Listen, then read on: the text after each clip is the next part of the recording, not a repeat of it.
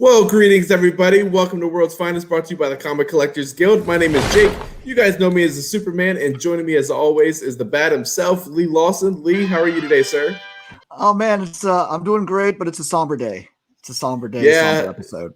yeah, this is definitely going to be the most least fun episode we've done. Obviously, we're all still kind of gathering from the loss of Chadwick Boseman, which I think for everybody came completely out of left field. Um, and just really shocked everybody. And if 2020, you didn't think it could get any worse, I know. it's 2020 has struck again. So we just wanted to kind of just talk about Chadwick a little bit and, just kind of remember him. I guess, what was your, do you remember like your earliest recollection of like seeing Chadwick and thoughts about him, his career or just him as a guy, as a person? Yeah, I mean, what a loss. I was sitting there Friday night, I guess, like most of the world, and all of a sudden popped up on my phone that Chadwick had passed away.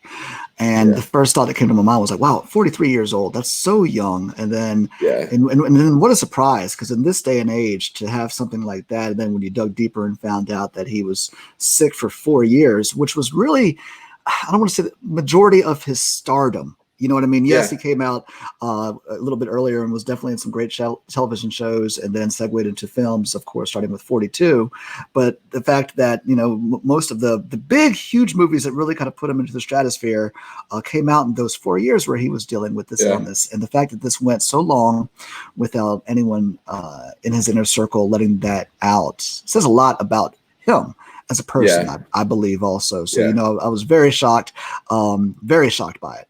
Yeah, no, same. It was one of those kind of like almost to the Kobe Bryant situation where I had to like check like online over and over again to make sure it was real, because I was like, there's no way, and then to find out how, they'd been battling for 4 years. Same. I think to me, it was as talented as he was as an actor and performer and stuff like that. I think really ultimately to me, what has stood out is what kind of person and what kind of strength that guy had to put out 7 action films while dealing with this sickness, which I think is a true testament to what kind of strength that he had as a human being and how impressive that is as a man to not only be, a superhero on screen, but literally be the first African-American lead for a superhero film and have that mantle of, King T'Challa and the Black Panther and what that meant to so many people, and then to find out he was sick, like he had cancer the whole time he felt. I mean, it's crazy. It's devastating. And I mean, it really just kind of rocked everybody, I think. But yeah, I mean, I was saying to you, I first saw him in 42, where he depicted Jackie Robinson, which is obviously another groundbreaking person, and that was really his start. Was he really brought to light a lot of these famous people that, whether it's James Brown or Jackie Robinson, and getting their story out to the modern people. And even though, like, I'll be completely honest, I've not pre-Black Panther, as far as the films themselves, I've never really thought any of the films he were in were like fantastic. He was always, a shining light in any film he's been in. And it was always done in a remarkable job, regarding whatever character he played. So, like you said, I definitely think, I mean, yes, he played a larger than life fictional character, a superhero, which put him into the stratosphere of Black Panther. But before, as you said, he played real life heroes. And I think that's what says a lot about his career, is the type of characters that he portrayed them throughout. You know what I mean? Definitely the real life character, the real life heroes, Thurgood Marshall, Jackie Robinson, James Brown. These guys, did a lot for the African American icons. You know what I mean? Or just icons in general, but definitely for the African American community. And then when he also dipped his toe into playing fictional characters, but yet they were still people that were telling a lot about the African American way of life. Ma Rainey's Black Bottom, the latest film that was supposed to come out recently or soon on Netflix. It's played by August Wilson. August Wilson is actually one of 10 plays that he wrote that depict each take place in the decade in the 20th century that tell the African American experience. You know what I Yeah. mean? That he wrote. So August Wilson, the famous, African American playwright, and so anyway, and then he's telling this story. So he's telling that type of story. He did The Five Bloods, played Storm and Norman this year that came out, a Spike Lee joint. You know what I mean? A Spike Lee film. So he's just the characters that he played. Outside of this, there's one that he played. Oh my gosh, and I cannot think of it. Came out, The Kingdom. It'll come back to me, but it's a movie that he played also that came out in 2015, I believe. It's still on Netflix. It's fantastic, guys. Check it out. But he just played the characters that he played, did a lot, you know what I mean, for the African American experience, told them from their point of view. And like you said earlier, insinuated that, they exposed it to other cultures that might not have been aware of the story and the struggles that they went through. Yeah, I mean, and obviously, like, I can't attest to the impact it had for African Americans being Caucasian male myself, but I remember vividly, being in the theater opening night in when Black Panther came out, and just seeing the impact that having T'Challa on the in an all black cast pretty much to African Americans in the audience. I mean, it was really moving to see like kids that could look up and see Black Panther and see themselves and give them a person that they could look to and be like, hey, like I could be a superhero. Or it was so unfortunately we get unfortunately we got characters like Superman and Batman and the leads, and they're always white male leads, and so it was so nice when Black Panther came out for the African Americans to be able to see a character that was strong and powerful and represented, and he was every bit King T'Challa. Oh my gosh! We could, talk about perfect casting, and that movie was just so groundbreaking in so many ways, being the first superhero film nominated for Best Film at the Oscars. And I think because of that, he'll always go down as one of, I think, probably one of the most important African American actors that's ever come out of Hollywood. And I think he'll be cemented as that. And he was just beginning. Oh, yeah. And before I forget, the movie is called Message from the King. That is the movie that I was referring to on Netflix. If you haven't seen it, that's a great movie that he did as well, that maybe not a lot of people have seen before. So please revisit it. But no, I mean, he just had such a, like you said, he definitely will be remembered as one of the most iconic African American actors, just based on what he did, the roles that he played alone, as I covered earlier. But he's in such a short period of time, you know what I mean, and the things that he could have gone on to do. And he was just getting started. He really was, and the fact that the stories that he has that he had, with Denzel, how Denzel was the kind of one that paid for his college tuition. Just all these little cool stories, and Viola Davis, and then Kamala, that he had the exposure that he met her before he became famous. So he met all these people and dealt with them before he became really who he was. You know what I mean? And that didn't change him. But as I mentioned earlier, and you mentioned that the fact that he did all of this stuff, when they first said that, or his inner circle, I imagine his inner circle was the directors and things like that he worked with. But Ryan Coogler, the director of Black Panther, said he realized that he had no idea that he was ill, and he was ill the whole time he knew him. Exactly. The whole time that he knew him, he was battling with this terrible disease. And think about that, the fact that he must, the fact that they work closely together. So he had to show have the every energy. day, to be there every day and to do what he did, through all of these movies. And again, just says a lot. And as you said, it gave African American people somebody that they could look to on the screen that they have never seen for all of these years. And it was finally there. And I think what hit me too is the fact that was fantastic that he gave.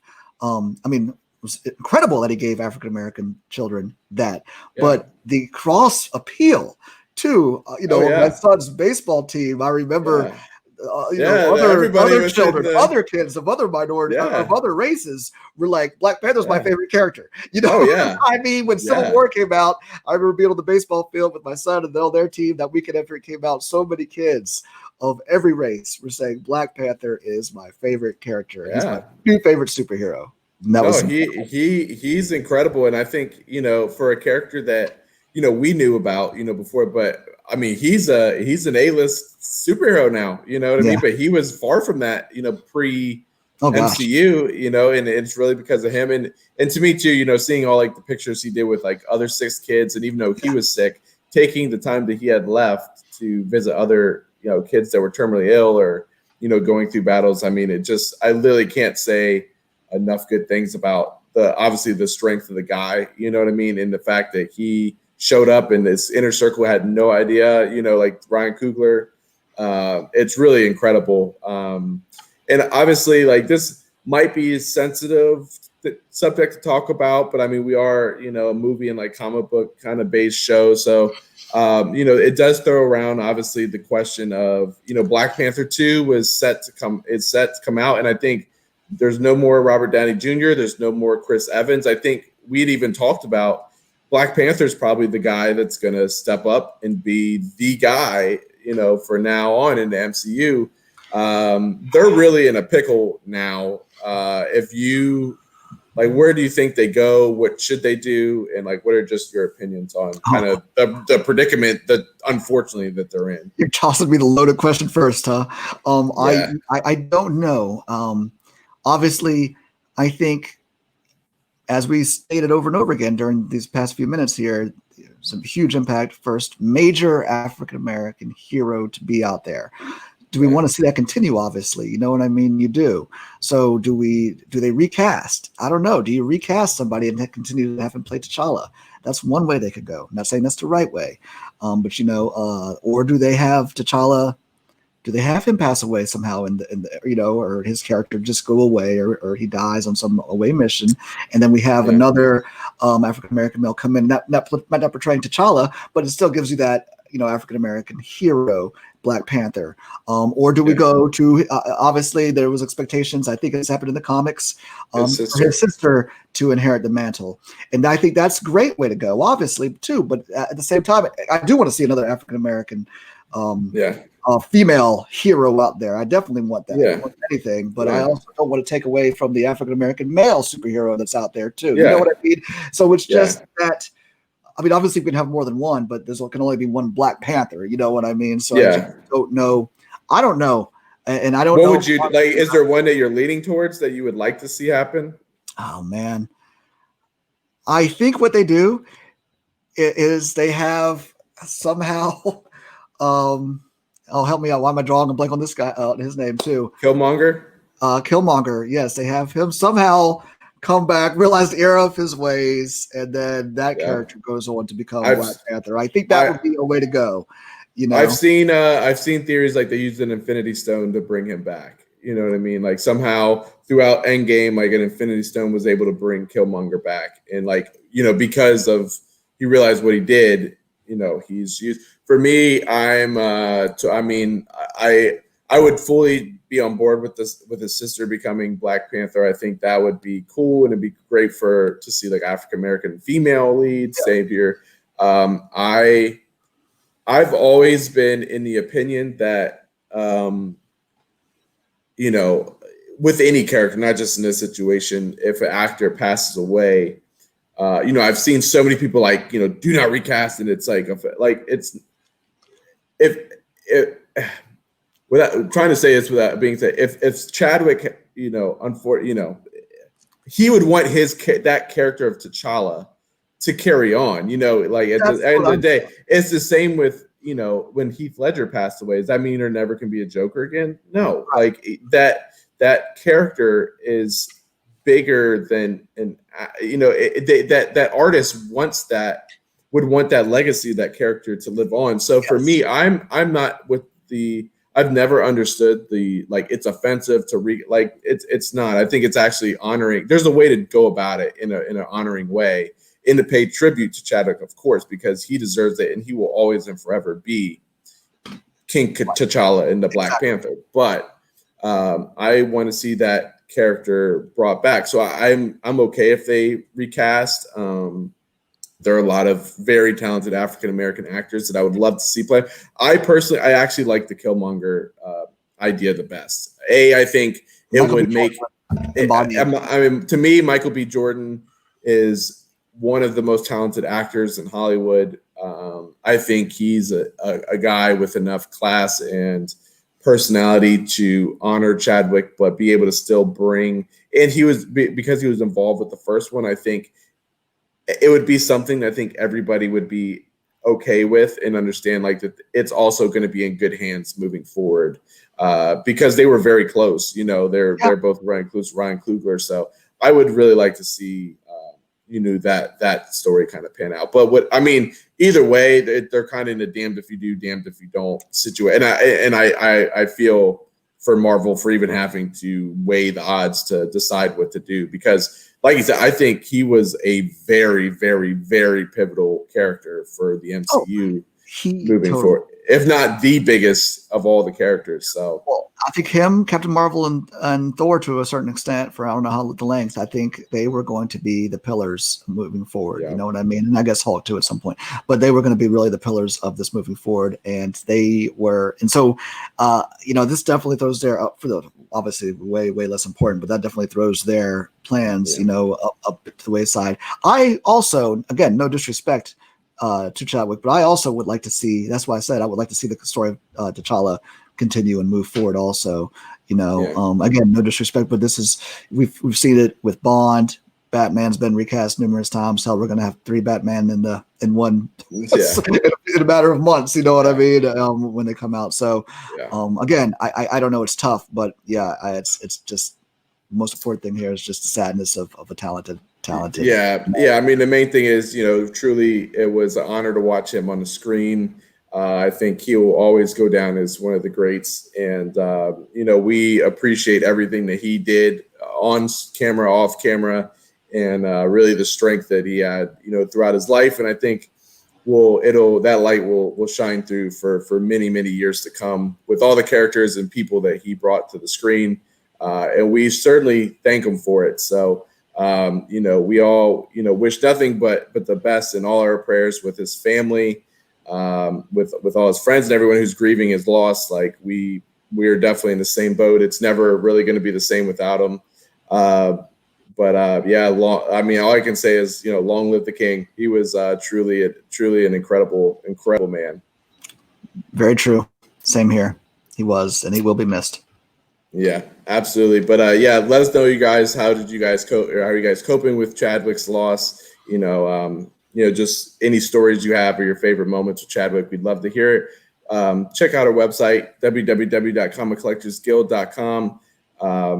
Again, we definitely we're hoping to maybe do some more stuff with kind of honoring Chadwick and some of his great performances. But again, just all our prayers are with him and his family, and we just wish all of you guys safe and nothing but the best. So thank you guys for tuning in, Lee. It's been a pleasure as always, and all hail the king. Must find a way to look after one another as if we were one single tribe.